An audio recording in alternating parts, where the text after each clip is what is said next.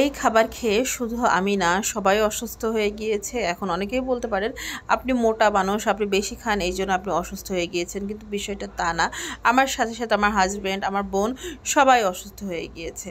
আমি আমি সবাইকে ট্রিট দিতে নিয়ে যাচ্ছি, বিশেষ একটি কারণ আছে। আমার ফেসবুক থেকে টাকা ইনকাম হয়েছে, সেই উদ্দেশ্যে আমি ওদেরকে ট্রিট দিতে নিয়ে যাচ্ছি। হ্যাঁ, এই বছর ফেসবুক থেকে আমার 13,000 টাকা ইনকাম হয়েছে। তো এই টাকা দিয়ে আসলে ভাবছিলাম কী করা যায়। এই জন্য এখন আমি বেছে বেছে দুইটা মানুষকে সিলেক্ট করেছি যারা খুবই মানে রুচির অভাব, খুবই গরিব, খাইতে পারে না, ঠিক আছে, তো না খেয়ে আছে, তাদেরকে আমি সিলেক্ট করেছি। এই যে তার মধ্যে একজন, আর ওই যে ভিডিও করছে একজন, তাদের দুইজনকে আমি ট্রিট দিব। এই যে লজ্জা পাচ্ছে, দুজনকে ট্রিট দিব। ফকির মিসকিন। এখন আমরা যাচ্ছি একটি রেস্টুরেন্টে খেতে। কোন রেস্টুরেন্টে যাচ্ছি সেটা বলছি না, আগে যাই তারপর দেখাবো। আমরা চলে এসেছি আমাদের গন্তব্যে। এটা হচ্ছে মিরপুর 1-এ। আমি এই জায়গাতে কখনোই আসিনি, মানে এই রেস্টুরেন্টে আমি কখনোই আসিনি। আমার ছোট বোন বলেছিল যে চলো ওইখানে যাই, ও আসে, ও মাঝে মাঝে এখানে ওর ফ্রেন্ডদের সাথে আড্ডা দেয়, তো ওর কথা শুনে আমি এসেছি। এটা হচ্ছে চিলক্স। আমরা ভেতরে যাচ্ছি। ভেতরে আসলে অনেক ভিড় ছিল, শুক্রবার হওয়াতে মনে হয় এত ভিড় ছিল। আমরা বসার জায়গা পাচ্ছিলাম না। পরে 3-4 মিনিট অপেক্ষা করার পর একটা টেবিল ফাঁকা হলো, সেখানে বসে পড়লাম। এদিকে তো আমি চিন্তায় পড়ে গিয়েছি। হাজব্যান্ড এবং বোন বলতেছে কি যে যেটা ইনকাম হয়েছে এটা আমাদের পার্সেন্টেজ দিতে হবে। পার্সেন্টেজ যদি হিসাব করি সেক্ষেত্রে 13,000 টাকায় আমাদের পার্সেন্টেজ আসে দুজনের 2,500 টাকা, বেশি আমরা নিব না। তো আমি কি বলবো, মেনু দেখে আমার মাথায় হাত। ওরা বলে নিয়ে আসেন, আমি ভাবলাম যে 100-500 টাকা কিছু খাওয়াই দিব, কিন্তু না, ওরা আমাকে কাছে এখন পার্সেন্টেজ দাবি করছে। আমি আমার হাজব্যান্ডকে বলছি যে কম কম কম টাকার মধ্যে কিছু অর্ডার করবা, বেশি টাকার মধ্যে অর্ডার করবা না, বলে দিচ্ছে। আমি কিন্তু দিতে পারবো না। আমার হাজব্যান্ড আবার বলতেছে যে তাহলে চলো চলে যাই, আমার কাছ থেকে ধার নাও, আমি খাওয়াই। বলি না, আমি খাবো, কিন্তু কম কম অর্ডার দিবা, কম কম টাকার অর্ডার দিবা। এদিকে আমার বাচ্চা লেগে পড়েছে মিশনে, তার কাজ হচ্ছে সব কিছু উলটপালট এলোমেলো করা। এদিকে সে উকি মারছে, অন্য টেবিলে উকি মারছে। তা ওই পাশে এক ভাইয়া তার গার্লফ্রেন্ড অথবা তার ওয়াইফ যেই হোক না কেন, বা বোন, মানে এনিওয়ান যেই হোক, তার সাথে আড্ডা দিচ্ছে। সে আমার বাচ্চা তাকে ডিস্টার্ব করতেছে, তাকে ডাকতেছে যে আঙ্কেল আঙ্কেল এদিকে দেখো, আমাকে দেখো, আঙ্কেল আন্টিকে না দেখে আমাকে দেখো। তো বাচ্চাকে থামাইলাম যে বাবা এমন করো না, এমন করলে কিন্তু রেস্টুরেন্টের লোকজন আমাদেরকে বের করে দেবে, তুমি বসো, চুপ করে শান্ত হয়ে বসে থাকো। বাচ্চাকে মানে শান্ত করাই যাচ্ছে না। সে দেখবে, সে ওই আঙ্কেলকেই দেখবে, আঙ্কেলের সাথেই কথা বলবে। সে মানে পরের লোক ডেকে ঘরে তোলার মতো, যেখানে নিয়ে যায় সেখানে ভাব জমায়, খাতির জমায়। বাচ্চা আসলে বিরক্ত হয়ে যাচ্ছিল, একটু শান্ত হচ্ছিল না। পরে ভাবলাম যে বাচ্চাকে নিয়ে একটু ঘুরে নিয়ে বেড়াই। এই যে দেখেন পাশের টেবিলে এই পিচ্চিটা, আর বয়স হচ্ছে 14 মাস, আমার বাচ্চার বয়স হচ্ছে 8 মাস। সে আমার বাচ্চার সাথে মানে একদম আমার বাচ্চাকে লাড্ডু বানানোর চিন্তা, কিন্তু আমার বাচ্চা কিছুই বলে না। রিহান বাবু নাচতে চায়, বলতেছে ভাইয়া আপনি যতই মারেন আমি মাইন্ড করব না, আমি মারামারির মধ্যে নাই, আমি গ্যাঞ্জামের মধ্যে নাই। এদিকে দেখেন এই পিচ্চিটা খুব মজা করে এদের মারামারি দেখছে, আর এদিকে এই বাচ্চার বাবা মা তাকে থামানোর চেষ্টা করছে, তাকে বলছে যে তুমি বাবুকে পাপ্পা দাও, পাপ্পা দাও। কিসের পাপ্পা, সে মারবে ধরে, সে তার বাবাকে পাপ্পা দিচ্ছে। মানে এত কিউট একটা সিচুয়েশন, মানে বাচ্চাদের দেখলে আমার খুব ভালো লাগে। এই যে দেখেন তার পাপাকে পাপ্পা দিচ্ছে, কিন্তু রিহানকে দিবে না। দেখেন বাচ্চারা বাবা মা কত চেনে। যাই হোক, তারপর আমরা যেটা করলাম, আমি অর্ডার দিয়ে এসেছি। অর্ডার দেওয়ার পর দেখেন অর্ডার দিতে দিতে কত কিছু অর্ডার দিয়ে ফেলেছি, কি বলবো, মানে কিছুই করার নাই। এখন ওদেরকে একদিন তো খাওয়াবো, আর কি করা, আমার টাকাগুলো সব শেষ করার চিন্তা, কিছু করার নাই। ইনকাম হয়েছে যেভাবে সেভাবেই তো খরচ হবে, তাই না? তো অর্ডার দিয়ে এসেছি, এখন দেখা যাক কি কি খাবার চলে আসে। এদিকে আমার বাচ্চা খুব ডিস্টার্ব করছিল, ওকে নিয়ে একটু ওয়াশরুমে গেলাম। এখানে আবার স্মোকিং জোনও আছে, মানে কি বলবো, অনেকে গিয়ে আবার স্মোক করে, তাদের জন্য স্মোকিং জোন আছে। আমি বাচ্চাকে নিয়ে একটু ঘুরছিলাম। এটা এদের হচ্ছে কি পিৎজা যেটা ডিগার্স এটা আলাদা, এবং যেটা চিকেন ফ্রাই আইটেম এটা হচ্ছে আলাদা। এটা আপনি যদি যান তাহলে দুই জায়গায় আপনাকে বিল করতে হবে। এটা চিলক্স, এটা হচ্ছে ডিগার। তো আমি 2 জায়গায় অর্ডার করেছি, দেখা যাক খাবার কেমন হয়। বাচ্চাকে নিয়ে চলে এসেছি একটু বাচ্চাকে টাইম দেওয়ার জন্য। এখানে একটা বাইক আছে মোটরসাইকেল টাইপ, এখানে বাচ্চাকে নিয়ে খেলতে পারবেন। আমার বাচ্চাটা খুবই এনজয় করছে। বাচ্চাদের প্রত্যেকটা রেস্টুরেন্টে বাচ্চাদের জন্য খেলার কিছু থাকা আসলে উচিত মনে করি।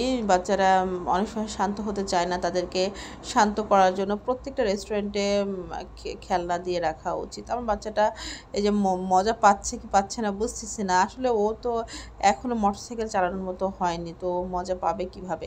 পরে ভাবলাম যে থাক, বাচ্চাকে আর ডিস্টার্ব করে লাভ নাই, ওকে নিয়ে যাই, দেখি খাবার হলো কি না। খাবার অর্ডার দিয়েছি তো অনেকক্ষণ আগে। এই যে চলে এসছে আমাদের খাবার। আমরা আসলে অর্ডার দিয়েছিলাম ড্রামস্টিক। এটা হচ্ছে আমার বোন ও রিকমেন্ড করেছিল, ও খেয়েছিল এর আগে। হ্যাঁ, আমি কখনোই খাইনি। এটা হচ্ছে বললো কি একটু স্পাইসি হবে, খেতে পারবো তো? তো আমি বলবো হ্যাঁ পারবো না কি হয়েছে, অবশ্যই পারবো। তো অর্ডার করেছিলাম। এই ড্রামস্টিকের প্রাইস ছিল 110 টাকা পার পিস। আর এটা হচ্ছে অনিয়ন, মানে এটা পেঁয়াজটা প্রসেস করে ভেজেছে, এটার নামটা আমার মনে নাই। এটা অনেক টেস্টি। এটার প্রাইস ছিল 140 টাকা মেবি। আর বাবুর জন্য একটি কেক অর্ডার করেছি, এটাতে অনেক সুগার কম, ওরিও কেক। 1 বছরের আগে তো বাচ্চাকে সুগার দেওয়া যায় না। আমি ওদেরকে বলেছিলাম যে ছোট বাচ্চা সুগার ফ্রি কিছু আছে কিনা। আসলে আমরা খেতে গেলে বাচ্চাটাও তো খেতে চায়, অনেক ডিস্টার্ব করে।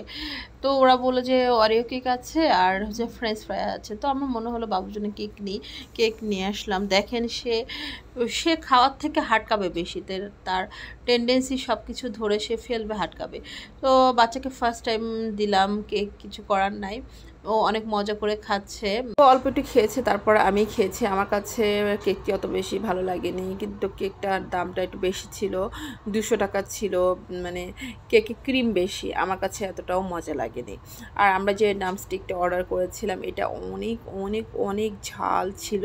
আর যে অনিয়ন রিংস, এটা মজা ছিল, এটা কমের মধ্যে, এটা একটা ভালো খাবার ছিল। আর ড্রামস্টিকটা এত ঝাল। আর আমরা পিৎজা, মানে কি বলবো, আমাদের কপালটাই খারাপ। আমি পিৎজা অর্ডার করেছি, সেটাও আমি স্পাইসি দিয়ে ফেলেছি। মানে স্পাইসি দেওয়াতে এত ঝাল হয়েছে। মানে ড্রামস্টিকটা যেটা না, এটা হচ্ছে মেবি মুম্বাই মরিচতে করা, আমার যেটা ধারণা। এত বেশি ঝাল, কি বলবো, আমি খাওয়ার পর আমার পুরো মাথা রাতা গরম হয়ে গিয়েছে। আমার বোন বলছিল খেতে পারবা কি না, আমি বলছিলাম যে খেতে পারবো না, কী হয়েছে, আমি তো ঝাল খাই। মানে এটা মনে হচ্ছে পুরা মরিচের মধ্যে দিয়ে ডুবাই দিয়েছে। এখন টাকা দিয়ে কিনে ফেলেছে, এখন খেতে তো হবে, আর সবাই খাচ্ছে। একটা চ্যালেঞ্জ হয়ে গিয়েছে আসলে কে কতটুকু মরিচ খেতে পারে, ঝাল খেতে পারে। আমার হাজব্যান্ড খাচ্ছে, বোনও একটু বোন খেতে পারিনি, বোন অল্প একটু খেয়ে রেখে দিয়েছে। আমি আমার হাজব্যান্ডের সাথে কম্পিটিশন করছিলাম যে খেতে পারি কিনা। এভাবেই খেলাম। খাওয়ার দেখতে পাচ্ছেন কেমন ধোঁয়া উঠছে, একদম গরম গরম। মানে যারা ঝাল খেতে পারেন না তারা অবশ্যই এটা নেবেন না, যারা ঝাল খেতেও পারেন তারাও নেবেন না, কারণ বেশি ঝাল খাওয়া কিন্তু স্বাস্থ্যের জন্য ভালো না। আমি আগে চাইলে এটা কখনোই অর্ডার করতাম না, আমার বোন বলেছিল এই জন্য অর্ডার করা। আসলে আমার কাছে খুব বেশি ভালো লাগেনি। ভেতরে যে চিকেনটা ছিল ভালো মতো, মানে কেমন যেন লাগছিল, একটু কাঁচা কাঁচা ছিল, আমার কাছে খুব বেশি ভালো লাগেনি। কিন্তু আমার কাছে অনিয়ন রিংস যেটা, ওটা ভালো লেগেছে। দেখেন এই চিকেন ফ্রাই খাওয়ার পর আমার অবস্থা, আমি একদম দম নিতে পারছি না। আমি কি করব বুঝে উঠতে পারছিলাম না। পরে যেটা করলাম, বাবুর জন্য যে কেকটা নিয়েছি, এই কেকটা আমি খেয়ে ফেলাম, তাছাড়া তো উপায় নাই। আমার হাজব্যান্ড একই কাজ করেছে, কেক খেয়ে আসলে ঝাল কমিয়েছে। আমি আর আমার হাজব্যান্ড দুজনই ড্রামস্টিকটা খেয়ে ফেলেছি, কিন্তু আমার বোন খেতে পারেনি, ও রেখে দিয়েছে, ও বলছে বাসায় গিয়ে খাবে। আর এই যে পিৎজা, আমি যে ভুলটি করেছি, পিৎজা অর্ডার দিতে গিয়ে স্পাইসিটা অর্ডার দিয়ে ফেলেছে। আমার হাজব্যান্ড বলে চিকেন পিৎজা দাও, আমি কী করেছি, স্পাইসি দিয়েছে। মানে কি বলবো, পিৎজাটাও এত বেশি ঝাল, উপরে একদম শুকনা মরিচের বিচি টিচি সব পড়ে রয়েছে। এখন আমার হাজব্যান্ড ড্রামস্টিক খেয়ে ও পিৎজা খাচ্ছিল, আমি দেখে খেতে পারে কিনা। ও চ্যালেঞ্জ করে আসলে খেয়েছে।